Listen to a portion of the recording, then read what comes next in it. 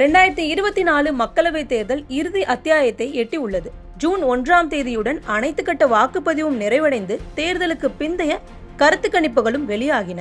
இந்த நிலையில் வரும் ஜூன் 4ஆம் தேதி செவ்வாய்க்கிழமை அன்று வாக்கு எண்ணிக்கையும் நடைபெற உள்ளது.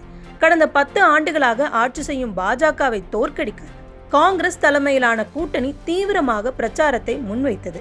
ஜூன் 4ஆம் தேதி முடிவுகள் வெளியாகும் நிலையில் இந்த இரு கட்சிகளின் நகர்வும் திட்டமும் என்னவாக உள்ளது என பார்க்கலாம். பாஜகவின் திட்டம் என்ன? வாக்கு எண்ணிக்கை நடக்கவிருக்கும் இந்த சூழலில் மத்திய அரசின் முக்கிய அதிகாரிகள் சிலர் இடமாற்றம் செய்யப்பட்டிருப்பது விவாதமானது. இது தொடர்பாக மத்திய பணியாளர் அமைச்சகம் அறிவிப்பையும் வெளியிட்டது. தேர்தல் முடிவுகள் வெளியாகவிருக்கும் நிலையில் IAS அதிகாரிகளை இடமாற்றம் செய்ய காரணம் என்ன? தேர்தல் நடத்தை விதிகள் அமலில் இருக்கும்போது இதை செய்தது எப்படி?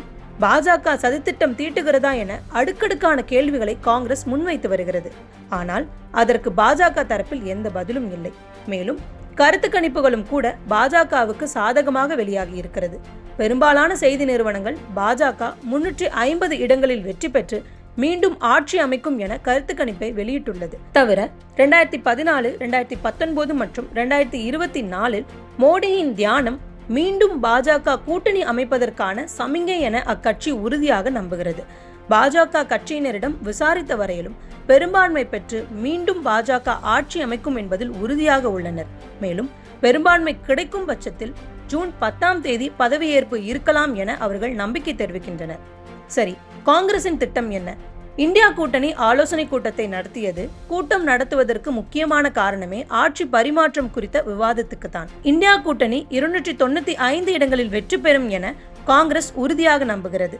தவிர பாஜகவின் செயல்பாடுகளில் சந்தேகம் இருப்பதாகவே காங்கிரஸ் குற்றச்சாட்டுகளை முன்வைக்கிறது. காரணம், தற்போது IAS அதிகாரிகளை மத்திய அரசு மாற்றியது. மேலும் உள்துறை அமைச்சர் அமித்ஷா அரசு அதிகாரிகளை சந்தித்தார். ஆகவே தேர்தல் முடிவுகளை மாற்ற பாஜக முயல்வதாக எதிர்க்கட்சிகள் சந்தேகிக்கின்றன. காங்கிரஸ் கட்சியின் செய்தி தொடர்பாளர் ஜெயராம் ரமேஷ், அமித்ஷா 150 அதிகாரிகளை சந்தித்துள்ளார். ஆட்சியை காப்பாற்றிக் கொள்ள வேண்டும் என பாஜக பதட்டத்தில் இதனை செய்கிறது. பாஜக அழுத்தத்திற்கு அதிகாரிகள் ஆளாக கூடாது என கேட்டுக்கொண்டார். அது மட்டுமில்லாமல் வாக்கு எந்திரம் மீது தொடக்க முதலே சந்தேகத்தை இந்தியா கூட்டணி எழுப்பி வருகிறது. ஆகவே காங்கிரஸ் முன்னாள் தலைவர் ராகுல் காந்தியும் வாக்கு எண்ணும் மையத்தில் முகவர்கள் கவனத்துடன் இருக்க வேண்டும் என கேட்டுக்கொண்டார். தமிழகத்தில் திமுக மாவட்ட செயலாளர்கள் மற்றும் தேர்தல் முகவர்களுடன் ஆலோசனை கூட்டத்தை நடத்தியது.